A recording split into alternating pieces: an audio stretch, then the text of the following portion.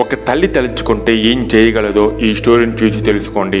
ఒకరోజు Thomas Alva Edison వాళ్ళ school నుండి ఒక లెటర్ తీసుకొని వచ్చి వాళ్ళ అమ్మకి ఇచ్చారు.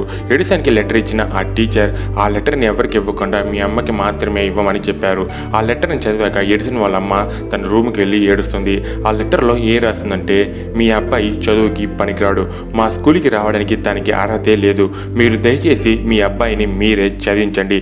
ఆ తర్వాత ఆ లెటర్ని సీరియస్గా తీసుకొని థామస్ ఆల్వా ఎడిసన్ ఈ ప్రపంచమే తిరిగి చూసేలా ఒక పెద్ద సైంటిస్ట్గా మారారు. ఈరోజు మన చుట్టూ వెలుతురు ఉందంటే దానికి కారణం ఆ స్టూడెంటే. స్కూల్లో నిషేధించిన తర్వాత ఎడిసన్ వాళ్ళ అమ్మ చనిపోయాక తన రూమ్ని క్లీన్ చేస్తుంటే ఆ లెటర్ కనిపించింది. ఆ లెటర్ని చదివి మనసు విరిగేలా ఏడ్చారు. నార్మల్ స్టూడెంట్ని మహావీరుడుగా మార్చింది ప్రేమ ఉన్న తన తల్లే.